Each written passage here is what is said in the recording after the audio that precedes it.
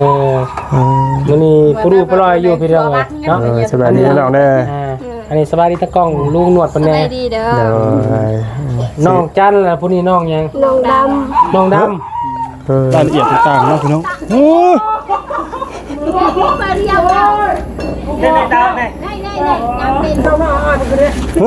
เป็นยังไงน่ะหงายท้องมันนี่ผู้ดูปลอยอยู่พี่น้องเลยเนาะสบายดีน้องเด้ออันนี้สบายดีตะกล้องลุงหนวดปนแน่น้องจันล่ะผู้นี้น้องยังน้องดำน้องดำนี่คือคนแขกคนยังเนาะเป็นคนอินเดียเนาะคนอินเดียได้พี่น้องคนต่างประเทศเนาะคนลาวป่ะหัวลูกหัวผู้ใดหัวบ่ให้จ้าแก้วได้เนาะมันยังบ่ได้ไปหาเห็ดปวกเนาะบ่ได้ไปหาเป็นยังคือหาน้ำมันกินได้ลายบ่น้ำมันได้ลายพ่อแขกพอแกงอยู่จะค้นอยู่กันในเรือนเนี่ยมันครอบครัว8 คนตัวว่าหลายเกือบเนาะพากันเห็ดไห่สวนบ่เฮ็ดให้กินข้าวเนาะปีนึงได้จักสอบแต่ละปีก็อึดตลอดลูกอันนั้นแม่บ่คนน่ะพวกแม่ก็ยังสาวเนาะใช่แม่ก็ยังอลือคือกันเด้เนาะบัดน้องดำเด้จะเป็นพี่น้องกันบ่แม่พี่น้องแต่พี่น้องตั้งพ่อตั้งแม่พี่น้องตามพ่อตามจบเป็นโปรจะอายไปจกมาช่วยพี่น้องตามพ่อช่วยหัวให้จงช่วยแต่พวกนี้มาอยู่น้ำลูกป้าบ่ฟังใจลูกป้าลูกลุงนี่แหละจกมาช่วยหัวเลยกับหัวอันจัดนะครับนั่นแหละคือเราเป็นคงกับน้องเพชรลูกป้าลูกคิดลูกนอกคือน้องไข่น้องเพชรอันเดียวกันเนาะอันนายะบ่เนี่ยอายะอัดมุดงนะไม่ละอัดดงนะแค่แต่ว่าอันดงพนันมาละดงอันเจ๊ดง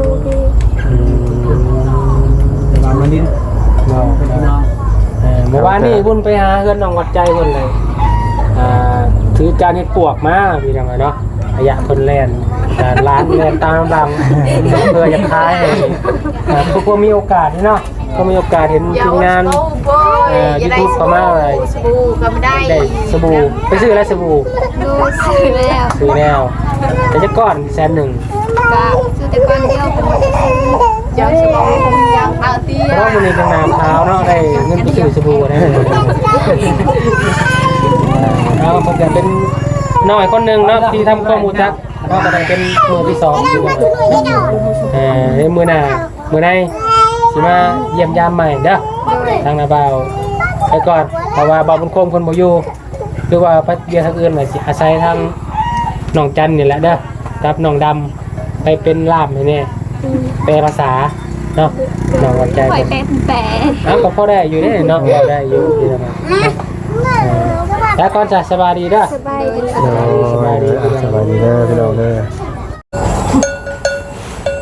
พี่น้องเนาะก็เลยกราบทักทายสวัสดีและสบายดีเด้อพ่อแม่พี่น้อง FC เบิร์ดสุขูสู่คนพี่น้องเนาะพี่น้องกาเมื่อกี้นี้เนาะพี่น้องเนาะหลังจากที่เขาไปถ่ายทางน้องลังเนาะไม่เราจุดท้ายมาฮอดเป็นนาทีเรียบร้อยเนาะสำหรับน้องลังพี่น้องเนาะก็มีแต่ว่าส่วนที่เหลือก็ปล่อยเป็นทางหน้าที่ของสร้างต่อไปเนาะพี่น้องเนาะการมาพบมาเจอกับลุงหนวดในคลิปนี้น้องหนวดก็มาหมู่บ้านนี่หมู่บ้านหนึ่งเนาะเป็นน้องเนาะเป็นหมู่บ้านเก่งไข่ว่าสันเนาะพี่น้องเนาะน้องวัดใจว่าสันเนาะพี่น้องเนาะทางบ่าวบุญคงก็มาถ่ายแล้วเนาะบุญสวัสดิ์ก็มาถ่ายแล้วพี่น้องเนาะกะมื้อนี้ตำรวจก็เลยตามกันมาอีกพี่น้องเนาะคือจึงว่าทางบ่าวบุญคงกับบ่าวบุญคงก็ได้เปิดสมทบไปแล้วพี่น้องเนาะจำนวนเงินก็ถึงว่า3.7 ล้านกันเนาะพี่น้องก็เดี๋ยวจังไดไปถามเบิ่งก็ได้กันเนาะรายละเอียดต่างๆเนาะพี่น้อง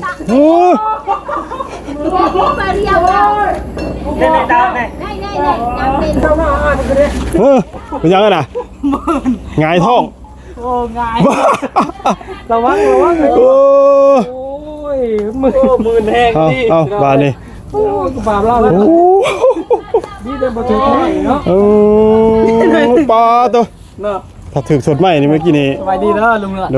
โดยสบายดีจังหวะบุญคงเด้อ กำลังท่วงหน้าว่าอย่าไปอยู่ใกล้ได้บ่ กำลังที่ไหนฮะลมตลอดบ่มือนั่นนี่อยู่นี่พี่น้อง ใช่เห็นว่าเจ้าว่าแนะนำมาข่อยมานะใช่หม่องใดมาเบิ่งนำแน่ว่ะ ของน้อง บ่ได้เฮือนแล้วอันใด เดือนนี้แหละ อันนี้บ่ โดย พูดไปเบิ่งทางหน้าพุ่นเอาหนวดไป ข่อยโค้งนะเขาบ่ไปได้ข่อยโค้งว่ะ อันนี้บ่ทำไว้นี่หนวด โดยแม่นบ่คำ ยังเว้ย สบายดีน้องวัดใจ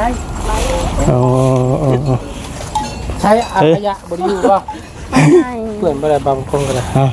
เอาสบายดีลูก มาบ่ โดยอันนี้ เดี๋ยวนี่ทางเบาคงก่อนก็ได้ นี่บอกบุญคงนำเพื่อนน้องเนาะเพื่อว่าที่จะถามรายละเอียดต่าง ยืนใกล้ๆทางนาบาพุ่นลูก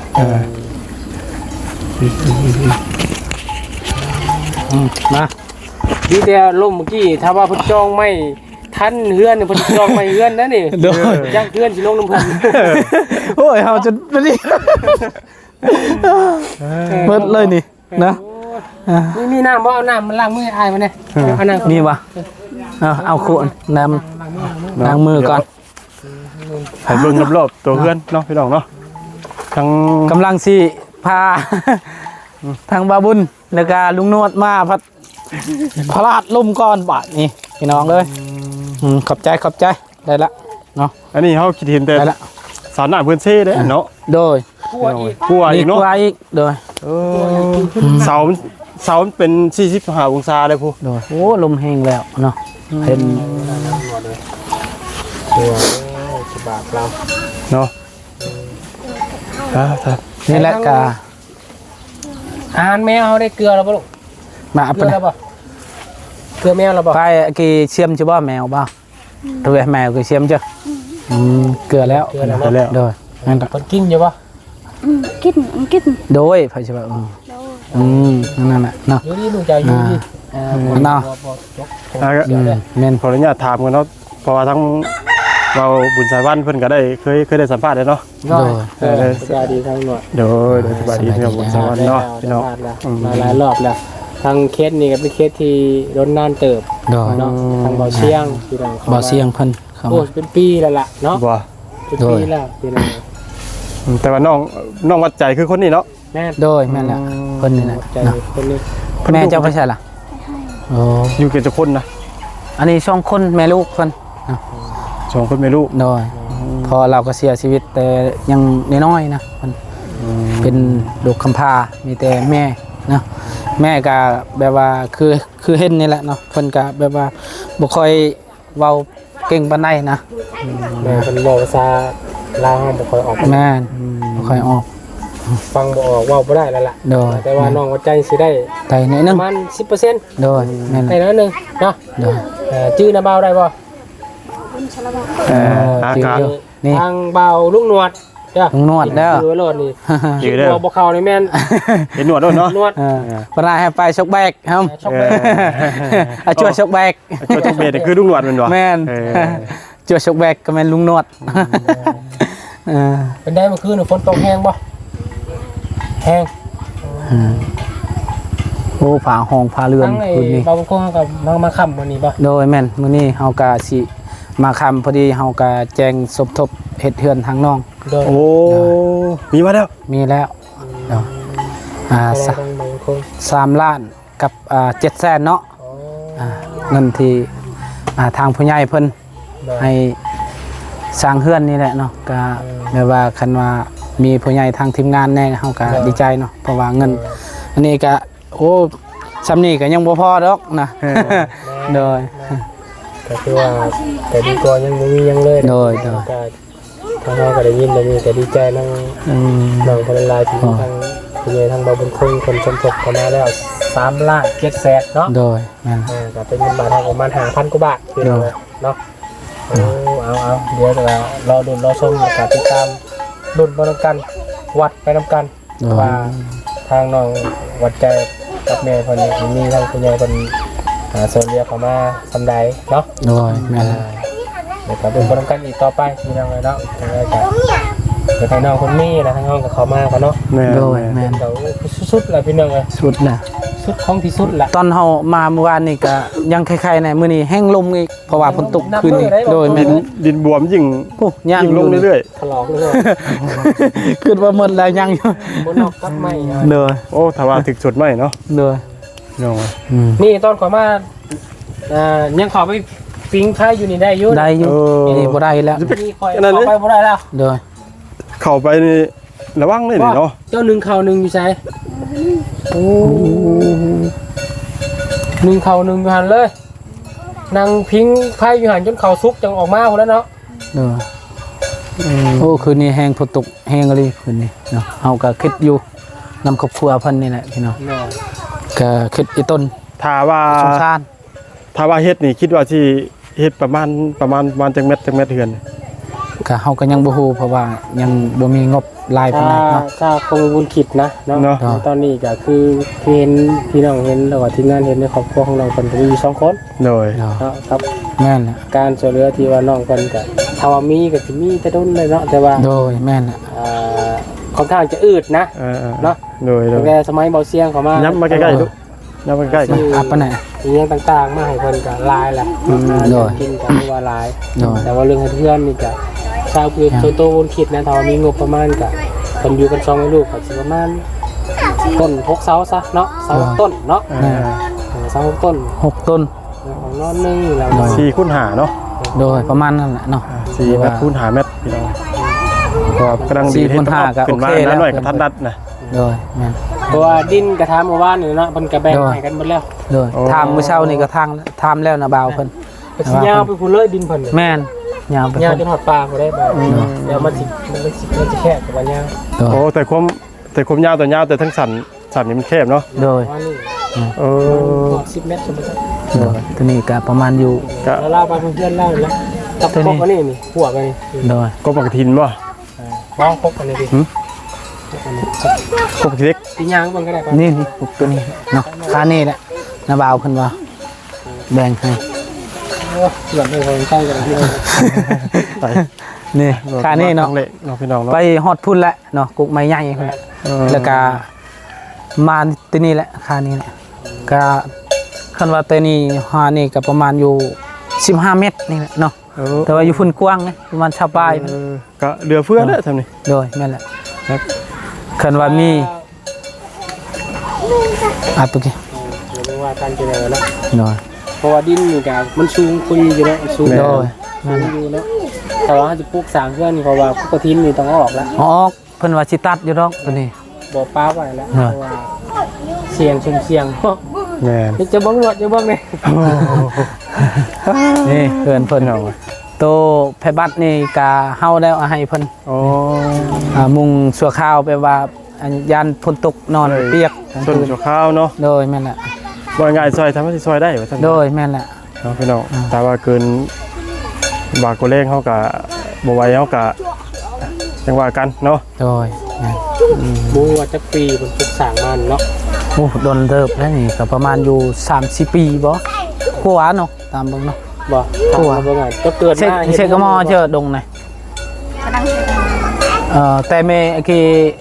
แต่เมกัดเมเฮิมเจอดงไหนมันอยู่วะเฮิมเจอ แล้วอวยมาจังซี่นะว่าบน แน่ คน เอาไป ว่า ไหน ทางคุณมัน ครับเป็น ไหวระแวงแดงเดือดนะ เจอยงนั่นเอง ตัวหลายปีเติบเนาะ โดยอันน่ะแบบเอาเมื่อกี้นี่กาซามีข่าวดีให้ทางน้องเพิ่นเมื่อกี้นี่เพิ่นก็ซึมน้ำตาไหลนะ แม่นบ่ นับลังเฮาเพิ่นก็บ่กล้า แม่นบ่ดีใจบ่ดีใจบ่ทางตะบาเพิ่นมาแจ้งข่าวดีเรื่องงบที่สร้างเรือน ดีใจ ใจ เพิ่นก็บ่ฮู้แน่ ตอนจะมาแม่เพิ่นไปอยู่เนาะ แม่นอยู่แม่เพิ่นก็ให้เนาะดีใจได้เฮือน มันคง ดีใจสิแบบว่ามีสมทบเฮ็ดเฮือนเพิ่นก็ดีใจนะแต่ว่าก็จักสิมีหรือบ่เฮาก็บ่ฮู้เนาะเพราะว่าเฮางบก็ยังบ่หลายนะ ว่า3ล้านทุกวันก็คือเสาซุมื้อก็ต้นนึง600,000แล้วพี่น้อง โดย 66 36ก็สิน่าจะไปเซาครับ เด้อ เนาะ มันจะเฮ็ดแบบว่าเอาเฮือนธรรมดาก็ได้นะแบบว่า ธรรมดา เอาผ้ากระจัดอหย่างนี้นะเพราะว่า แต่มันไข่เก่าเลย แม่นให้มันไข่กว่าเก่าเนาะ บ่คองแบบว่าเพิ่นก็อยากได้อยู่ว่าเหงือเฮือนแบบว่างามแต่ว่ามันก็ เบิ่งกะหมู่มานี่แหละเนาะ แม่นล่ะ ยิงตามบุญวาสนาน้องเพิ่น โดยแม่น เพิ่นสิได้สำใด โด เนาะ ย ขึ้นอยู่กับผู้ใหญ่ใจดีทั้ง FC ที่เพิ่นจะสนับสนุนเนาะ โดยแม่น ที่ ล่ะ เพิ่นอยากซอยอยากทำบุญนะพี่น้องเนาะ โดย ว่าเฮาก็ช่วยได้แต่ถ่ายทำ แม่น ให้เพิ่นเห็นเพิ่นเบิ่งว่าการเป็นอยู่เนาะ โดย ของ คือว่า ครอบครัวน้องเพิ่นได้เฮือนเนี่ยน้องอยู่พักอาศัยเนี่ยก็ คือว่าสุดๆจ้ะเนาะคือคุณยายใจบุญเพิ่นซอยมาเนาะ โดย ซอยแต่เขาแต่น้ำเขาก็ยังว่าเพิ่นใจบุญแท้ แม่นมา ไอ้มือมันต้องก็ย่องเลยพี่น้อง โดย ค แม่ น น แบบว่า อยู่คนละทวีปเท่านั้นเนาะ โด ค ย นละประเทศ จะอยู่ไสเด้ อย่างนี้สามารถแบบว่า ก็หลายอยู่ผู้ใหญ่เพิ่นซอยเนาะครอบครัวทั้งน้องก็ซอยแบบเรื่องข้าวเรื่องน้ำจำปาให้นะเนาะหลายเนาะ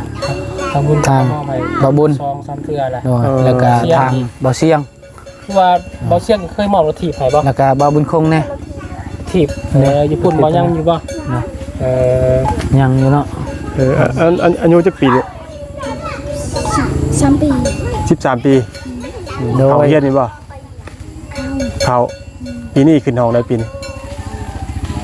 ขึ้นห้องได้ฮิ ห้อง ปีนี้ขึ้นห้องปสอง ปสอง อ่านได้อยู่บ่ฮะ อ่านเตะบ่เตะไม่อ่านเด้อมันเตะอยู่อ่ะโอ้ยังอ่านบ่ได้อ ยัง ยู่ อ่านบ่ได้แต่ก็ยังเข้าอยู่เนาะ โดย มื้อใดสิเข้าโรงเรียนบัด เดือนวันเสาร์ เรียนเก่าเนาะ ก็เปิดเทอม พี่น้องเรียนก็สิเปิดได้แหละเป็นวันที่ว่าง่ายก็เริ่มวันที่1เอาง่ายๆเนาะพี่น้อง โดยแม่น เป็นพวกมีไข่ยังอยู่บ่มีไข่ไก่ยังกินบ่มี นั่งมากะมีมากะเด้อไตรลไหม นั่ง ยังอยู่ยังลายอยู่ เขาเพิ่นการยกไปไว้เฮือนพุ่นเพราะว่า แม่น อย่ามันหักอยู่นั่นแหละ ก็ไปว่าเขาบอกแต่เมื่อวานนี่เขาเข้ามาบอกเมื่อวานนี่เพิ่นทางน้องเพิ่นก็นอนอยู่เพิ่นแหละเมื่อคืนนี้นั่นครับมีแต่แม่นอนอยู่นี่นะ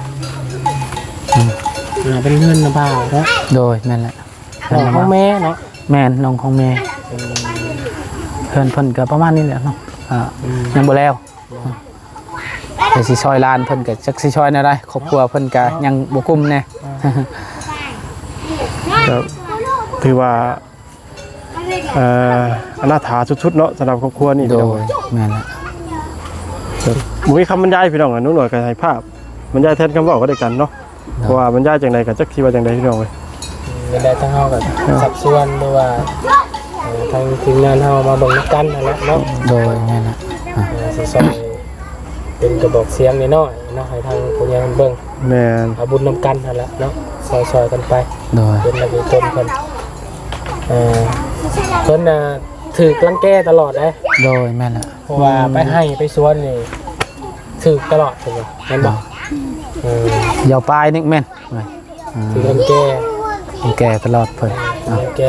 บูไปยังกับผู้นั้นรังแกเราตลอดเห็นยามใดก็ มันเถื่อก็เอาผ้ามือเนาะ เถื่อกันเนาะไอ้ตารางอะไรเปียปลายเปล่าแม่น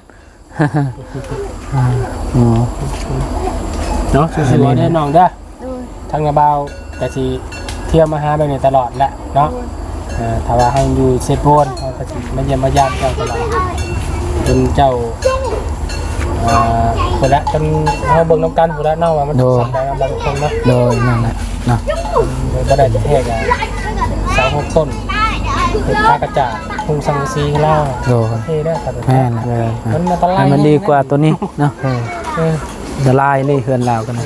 หมดแล้วเด้นี่ก็ไปแล้วเด้แต่เก่าก็อยู่นี่ที่มียัง นี่เด้เช่าก็ไปหมดแล้วจักมันคายังบ่ได้ลมนี่แต่ฉัน มันก็สิมีบอลค่าอยู่บอล โดยแม่น มันไหล หักหมดเลยเด้ท่านนี่ปวดเจ็บแอวเลย ลมเมื่อกี้นี่หักมาแล้วเฮ็ดนะฮะ พี่น้องพี่น้องบ่ใช้เบิ่ง หักมาแล้ว มันบ่ได้มีหยังใดพี่น้องเอ้ย โดย คืนไป หักมาแล้วเพิ่นจ้ะยัง เราไม่ลั่นสิหรอก นี่ เนาะ ตอนเข้าตอนนั้นก็ธรรมดานี่ก็เริ่มแล้ว แต่ว่าหน่วยก็สิได้ขอจบคลิปปิดคลิปเนาะทั้งน้องเพิ่นล่ำลากันเนาะมันเนาะ โดย เดี๋ยวอาจจะเข้ามาใหม่เนาะ เอาสบายดีเด้อ โอ้ยมันแต่สู้ๆเด้อเด้อ โดย เนาะ ใจละลายเด้อ ใจให้ ละลายเด้อ ที่เข้ามา ที่เขามา เพื่อนน้อง เดินนอก โดยขอให้ทีมงานอยู่ดีมีแห้ง ขอให้ทีมงานดีๆให้ คนเจ็บอย่าใดเด้อคนไข้อย่ามี ยังมี สาธุ เนาะพี่น้อง เพิ่นกะบ่ค่อยเก่งปานใด เนาะ โดย โดย เนาะพี่น้องนะก็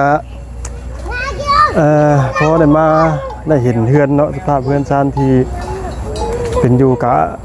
สภาพคือเห็นเนาะพี่น้องเนาะบดคำบรรยายพี่น้องแบบมันเละตุ่มเป๊ะไปแล้วพี่น้องเลยเนาะมันฮักไปเลยพี่น้องแต่ว่ากับหัวามันยังขาดยังจังบ่ล่มพี่น้องเลยเนาะกันย่านแต่เพิ่นนอนทั้งรับทั้งฝันเนี่ยเขาเป็นหนึ่งเข่านั่นแล้วย่านมันล่มทับหัวเนาะพี่น้องเนาะแต่ย่านเนี่ยพี่น้องเลยเนาะพี่น้องเนาะกับทางบ่าวบุญคงเนาะก็ได้เปิดยอดสมทบไปได้เด้อพี่น้องเด้อจำนวนเงิน3 ล้านกับ700,000กีบเนาะถ้าว่ามีผู้ใหญ่ใจบุญหรือว่าอีจี้ใจดีทั้งหลายเนาะได้เห็นคลิปนี้ได้เบิ่งแล้วเนาะถ้าว่าอยากทำบุญสั่งสมทบเนาะสั่งเฮือนให้ทั้งน้องวัดใจเนาะพี่น้องเนาะก็ติดต่อมาทางทีมงานหรือว่าติดต่อทางหน่วยให้เป็นสะพานบุญก็ยินดีตอนรับคือเก่าเนาะพี่น้องเนาะเห็นในก็โอ้พี่น้องเว้ยจังมันสิล่มทับมือใดพี่น้องเนาะถ้าว่ามันล่มลงระหว่างคนอยู่นี่อาจจะเกิดเหตุบ่คาดคิดก็เป็นไปได้เนาะพี่น้องเนาะมันก็บอกยังบ่ได้เพราะว่ามันน้ำหนักมันก็หลายพอสมควรเนาะแล้วจังใดก็ขอบคุณทั้งพี่น้องที่บัดจุกูทุกคนเด้อที่เข้ามาติดตามนะครับชมเป็นผู้ได้เสียกำลังเชียร์แห่งใจให้กับทางหน่วยเนาะถ้าเบิ่งคลิปจบแล้วก็ฝากกดไลค์กดแชร์กดเป็นกำลังใจให้หน่วยเด้อสำหรับคลิปนี้ลาแล้วสบายดี